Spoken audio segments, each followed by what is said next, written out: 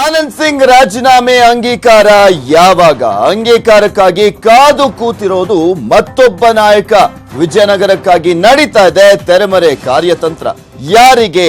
ಆನಂದ್ ಸಿಂಗ್ ಅವರು ರಾಜೀನಾಮೆ ಅಂಗೀಕಾರ ಆಗಬೇಕು ಅನ್ನೋದನ್ನ ಒಬ್ರು ನಾಯಕರು ಕಾದು ಕೂತ್ಕೊಂಡಿದ್ದಾರೆ. ಯಾವಾಗ ಅಂಗೀಕಾರ ಆಗುತ್ತೆ ಅವರ ರಾಜೀನಾಮೆ ಅನ್ನೋದನ್ನೇ ನೋಡ್ತಾ ಇರುವಂತದ್ದು. ಅಂಗೀಕಾರಕ್ಕಾಗಿ ಕಾದು ಕೂತಿರುವಂತ ನಾಯಕ ಆದ್ರೂ ಯಾರು? ಯಾವ ಕಾರಣಕ್ಕೋಸ್ಕರ ಕಾದು ಕೂತಿದ್ದಾರೆ?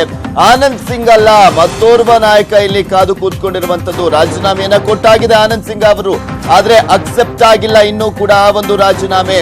ಆದ್ರೆ ಆ ಒಂದು ರಾಜೀನಾಮೆಗೆ ಯಾವಾಗ ಅಂಗೀಕಾರ ಆಗುತ್ತೆ ಅಂತ ಆನಂದ್ ಸಿಂಗ್ ಅವರೆಲ್ಲ ಕಾದು ಕೂತ್ಕೊಂಡಿರುವಂತದ್ದು. ಮತ್ತೊಬ್ಬ ನಾಯಕ ವಿಜಯನಗರ ಕ್ಷೇತ್ರಕ್ಕೆ ವಲಸೆ ಹೋಗೋದಕ್ಕೆ ಪ್ಲಾನ್ ಅನ್ನ ಹಾಕಿದ್ದಾರೆ. ಕಾಂಗ್ರೆಸ್ ನಾಯಕನ ತೆರೆಮರೆ ಕಾರ್ಯತಂತ್ರ ನಾವು ನಿಮ್ಗೆ ತೋರಿಸ್ತಾ ಇದೀವಿ. ಆಪ್ತರೊಂದಿಗೆ ಸಭೆ ಮೇಲೆ ಸಭೆಯನ್ನ ಕೂಡ ನಡೆಸಿದ್ದಾರೆ ಇವರು. ಆನಂದ್ ಸಿಂಗ್ ಕ್ಷೇತ್ರದ ಮೇಲೆ ಕಣ್ಣಿಟ್ಟಿರುವಂತ ನಾಯಕ ಬೇರೆ ಯಾರು ಅಲ್ಲ, ಮಾಜಿ ಸಚಿವ ಸಂತೋಷ್ ಲಾಡ್ ಅವರು.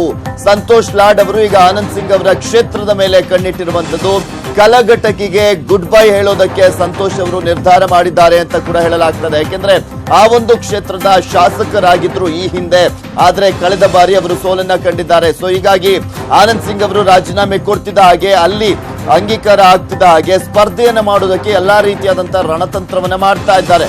ರಾಜೀನಾಮೆ ಅಂಗೀಕಾರವನ್ನೇ ಕಾದಿದ್ದಾರೆ ಸಂತೋಷ್ ಲಾಡ್. ಅಲ್ಪಸಂಖ್ಯಾತ ವಾಲ್ಮೀಕಿ ಮತವನ್ನ ನೆಚ್ಚಿಕೊಂಡು ವಲಸೆ ಹೋಗ್ತಾ ಇದ್ದಾರೆ. ವಾಲ್ಮೀಕಿ ಸಮುದಾಯ ಲಾಡ್ ಕೈ ಹಿಡಿಯುವಂತ ಲೆಕ್ಕಾಚಾರ ಕೂಡ ಸಂತೋಷ್ ಲಾಡ್ ಅವರಿಗೆ ಇರುವಂತದ್ದು. ಸೊ ಹೀಗಾಗಿನೇ ಈಸಿಯಾಗಿ ಗೆದ್ದು ಬಿಡಬಹುದು ಆ ಒಂದು ಕ್ಷೇತ್ರದಲ್ಲಿ ಅನ್ನುವ ಲೆಕ್ಕಾಚಾರ ಹಾಕೊಂಡು ಅವರು ಹೋಗ್ತಾ ಇದ್ದಾರೆ.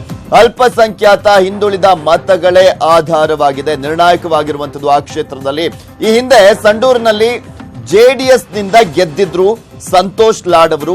ಕ್ಷೇತ್ರ ಪುನರ್ವಿಂಗಡಣೆಯ ಬಳಿಕ ತುಕಾರಾಮ್ ಅವರು ಆ ಒಂದು ಕ್ಷೇತ್ರದಲ್ಲಿ ಸ್ಪರ್ಧಿಸಿ ಈಗ ಶಾಸಕರಾಗಿ ಸಚಿವರು ಕೂಡ ಆಗಿದ್ದಾರೆ.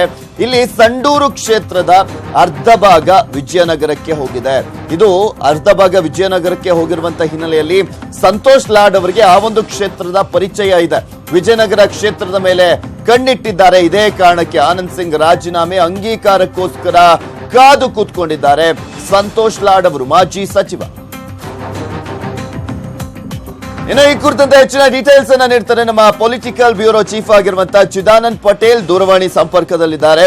ಎಸ್ ಚಿದಾನಂದ್ ಪಟೇಲ್, ಒಬ್ಬರ ರಾಜೀನಾಮೆ ಮತ್ತೊಬ್ಬರ ನಿರೀಕ್ಷೆ ಅನ್ನುವಂತಾಗಿದೆ ಈ ಒಂದು ಕ್ಷೇತ್ರದಲ್ಲಿ. ಸಂತೋಷ್ ಲಾಡ್ ಅವರು ಜಾತಕ ಪಕ್ಷಿಯಂತೆ ಕಾಯ್ದುಕೊಳ್ತಿದ್ದಾರೆ ಆ ಒಂದು ಕ್ಷೇತ್ರದಲ್ಲಿ ಅವರು ಸ್ಪರ್ಧೆಯನ್ನ ಮಾಡಿ ಮತ್ತೆ ರಾಜಕೀಯದ ಮರುಹುಟ್ಟನ್ನ ಪಡ್ಕೊಳ್ಳೋದಕ್ಕೆ. ಖಂಡಿತವಾಗಿಯೂ ಪೃಥ್ವಿರಾಜ್, ಆನಂದ್ ಸಿಂಗ್ ರಾಜೀನಾಮೆ ಯಾವಾಗ ಅಂಗೀಕಾರ ಆಗುತ್ತೆ ಅಂತ ಹೇಳಿ ಜಾತಕ ಪಕ್ಷಿಯಂತೆ ಸಂತೋಷ್ ಲಾಡ್ ಕಾಯ್ತಿದ್ದಾರೆ. ಅವರು ಮೂಲತಃ ಬಳ್ಳಾರಿ ಜಿಲ್ಲೆಯವರಾಗಿದ್ರು. ಈ ಹಿಂದೆ ಸಂಡೂರು ಕ್ಷೇತ್ರದಿಂದ ಜೆಡಿಎಸ್ ಇಂದ 2 ಬಾರಿ ಸ್ಪರ್ಧಿಸಿ ಗೆದ್ದಿದ್ರು. ಇದೀಗ ಕಲಘಟಕಿ ಅವರ ಮೂಲ ಕ್ಷೇತ್ರ ಆಗಿದ್ರು ಕೂಡ ಕಲಘಟಕಿಯಿಂದ ವಿಜಯನಗರ ಕ್ಷೇತ್ರಕ್ಕೆ ಶಿಫ್ಟ್ ಆಗಲು ಎಲ್ಲ ರೀತಿಯ ಪ್ಲಾನ್ ಅನ್ನ ಮಾಡಿದ್ದಾರೆ.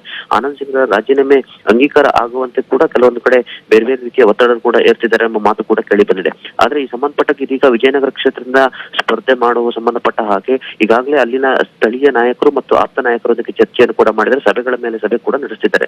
ಈ ಎಲ್ಲದರ ನಡುವೆ ಕೂಡ ಸಂತೋಷ್ ಲಾಡ್ ಅವರು ವಲಸೆ ಬರಲು ಪ್ರಮುಖವಾದ ಕಾರಣ ಅಂತ ಹೇಳಿದ್ರೆ, ಈ ಹಿಂದೆ ಸಂಡೂರು ಕ್ಷೇತ್ರದಿಂದ ಸ್ಪರ್ಧೆ ಮಾಡಿದಂತ ಸಂತೋಷ್ ಲಾಡ್ ಅವರು ಡಿಲಿಮಿಟೇಷನ್ ಆದ ನಂತರ ಸಂಡೂರಿನ ಅರ್ಧ ಭಾಗ ವಿಜಯನಗರ ಕ್ಷೇತ್ರಕ್ಕೆ ಸೇರ್ಪಡೆಗೊಂಡಿದೆ. ಜೊತೆಗೆ ಈಗಾಗಲೇ ಕಂಪ್ಲಿ ಗಣೇಶ್ ಮೇಲೆ ಹಲ್ಲೆ ಪ್ರಕರಣ ಮತ್ತು ಜೈಲಿಗೆ ಹೋಗಿ ಬಂದ ಪ್ರಕರಣದಿಂದ ಅಲ್ಲಿರ್ತಕ್ಕಂಥ ವಾಲ್ಮೀಕಿ ಜನಾಂಗದ ನಾಯಕರು ಮತ್ತು ಮತದಾರರು ಆನಂದ್ ಸಿಂಗ್ ಮೇಲೆ ಮುನಿಸಿಕೊಂಡಿದ್ದಾರೆ. ಆನಂದ್ ಸಿಂಗ್ ರವರೇ ಕಂಪ್ಲಿ ಗಣೇಶ್ ಜೈಲಿಗೆ ಹೋಗಲು ಕಾರಣ ಎಂಬ ಆರೋಪ ಕೂಡ ಕೇಳಿ ಬಂದಿದೆ. ಹಾಗಾಗಿ ವಾಲ್ಮೀಕಿ ಜನಾಂಗದ ಮತಗಳು, ಅಲ್ಪಸಂಖ್ಯಾತ ಮತಗಳು ಮತ್ತು ಹಿಂದುಳಿದ ಮತಗಳು ನೆಚ್ಚಿಕೊಂಡಿರುವಂತಹ ಸಂತೋಷ್ ಲಾಡ್ ಅವರು ಕ್ಷೇತ್ರಕ್ಕೆ ವಲಸೆ ಬಂದು ಸ್ಪರ್ಧೆ ಮಾಡಲಿ ಈಗಾಗಲೇ ಎಲ್ಲ ರೀತಿ ತಯಾರಿ ನಡೆದಿದ್ದಾರೆ.